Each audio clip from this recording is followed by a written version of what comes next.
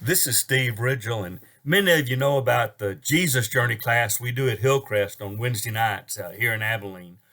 But one of the things that's interesting, I want to talk to you today about my friend Holly. You know, the Jesus Journey class, we designed it for people who are looking to get on their Jesus journey. And we have a lot of people come that have never really been on their Jesus journey or never really got into it. And we're baptizing a lot of those people, and they're living and working in community with us and doing good things. And but Holly actually was a believer. She was baptized late in her teen years, and she even had a very clear vision of the kind of ministry she wanted to do. But like sometimes happens to some of us, she got a little off track.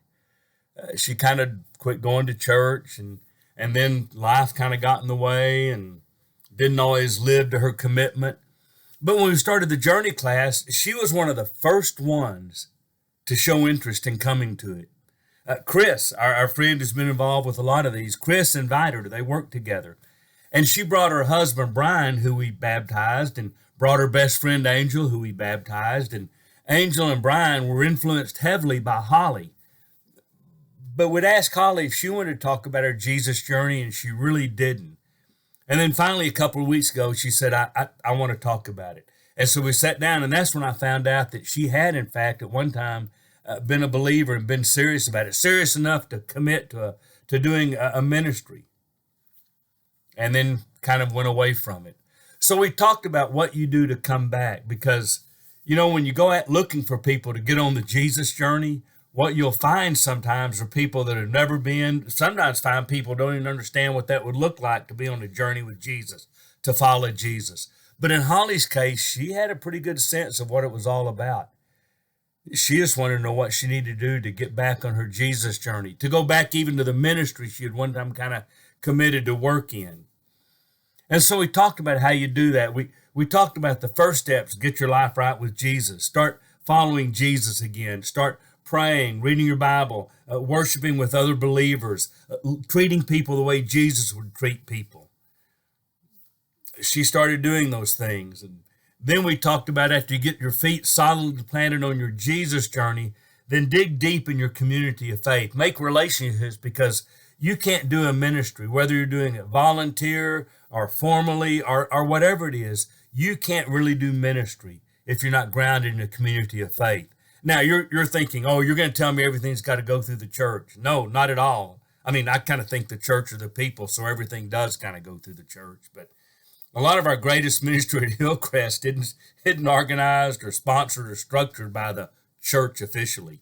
It's just people doing ministry. But here's why you have to be engaged in the community of faith, because you're going to need support and prayer and help. And sometimes you're going to get overwhelmed by ministry. You're going to need encouragement. Sometimes you're going to be tempted. You're going to need people around you to keep your feet solidly on the path. When you pour out your life in other people, you need to be deeply rooted. So we said, get on your Jesus journey, get deeply involved in your community of faith, and then you'll be ready to find the ministry God calls you to. And then we suggested this to her, that, when people that hadn't been following Jesus, never have followed Jesus, want to come to Jesus, baptism is a very significant thing in their life. It's when they die and are buried and raised to a new life. And everybody sees it and it's dramatic. But when you've been on a Jesus journey, quit and you come back, well, some churches want to make you come down and say in front of the church. And maybe if you know people in that church, that's appropriate. But, if you've been away from your Jesus journey and don't really know everybody in church, so here's what we do with Holly. We encourage her to come meet with our elders. Our elders had her in. Now, we do this with everybody we baptize. We have a blessing. Our elders pray over them, and we just did that with Holly. Prayed over her rededication, prayed over her coming back, prayed over her getting on her Jesus journey, prayed for her to find her ministry. So I'd encourage you, when you find those people that want to get back on a Jesus journey, that you say, good, let's help you do that. And you talk through what that looks like. You help them integrate in the community of faith. You help them find a ministry. But I'd say very early in that, you surround them with your church leaders or church friends, and you have a little bit of a, hey, I am back, God, and these people are going to pray for me, and I'll stay with you all the way to the end. So thanks for teaching us that, Ollie.